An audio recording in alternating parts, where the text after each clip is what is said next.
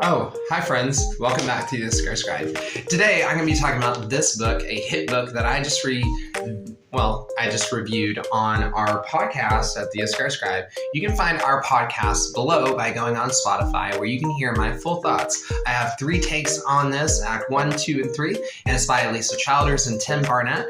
It's the Deconstruction of Christianity. I recommend that you pick it up. It's a great read, regardless if you are someone of faith or not. But I do talk about in that really some different concerns that I think that we should talk about that I have, but my full thoughts are on, that podcast. So, what are those takeaways? Ultimately, I think that when you do talk about things that people are going through or the likes, that when you talk about how people believe certain things or are having struggles, but you really don't talk about after you go to address those problems, what is going to be done really in detail. I feel that it does a lot of disservice. And I want to talk about something that I saw today that came across my viewing, and that's actually by Alan Parr. That is online. I'm going to go ahead and play a quick clip from him. You can find the full clip on The Beat by Alan Parr on YouTube. And if you're Alan Parr, I think it's worth note, as we left on his comment section, the idea of simply just saying that ex-gays don't exist or not bringing up ex-gays in the church seems to be consistent with both Alan Parr and the Deconstruction of Christianity. To sit there and not talk about that topic and the delay, as many of you know, we have a YouTube channel where we upload all of our TikToks there, and as we're in the middle of making a studio and more, it's really important to have discussions like the one that we're having right now. Without further ado, let me go ahead and stitch in something Alan Parr has said, and we'll dive into this discussion a little bit more.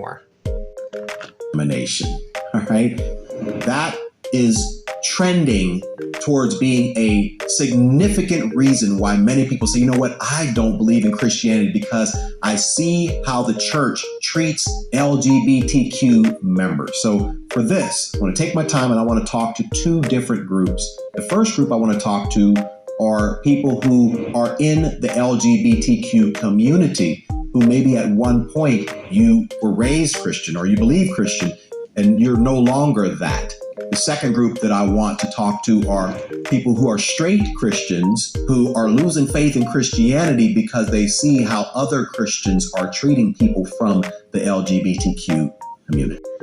So let's talk about these claims that they make.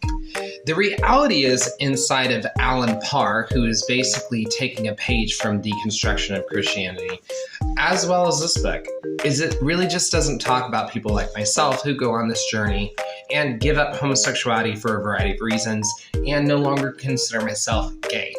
So whenever we have these conversations and we're excluded from these conversations, just like Alan Parr's conversation that he's having, and he suits it in you're straight or you're in the LGBTQ and there's no in between. That really nominalizes conversation. And that's what I felt that the book Deconstructing of Christianity did in this conversation.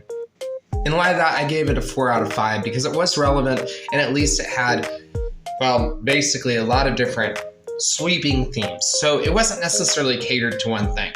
But because it nominalizes history, it excludes ex-gays, and it kind of shortcomes the recent events with Donald Trump prophecies, as well as Mike Bickle's scandals, the work of Holly Beck, and many others, it only gets a 4 out of 5. To hear my final thoughts, go to Spotify, click up on our podcast. You can follow us there for more insights. Until next time, my name is Sean, a previous gay rights activist, and I will see you on the flip side.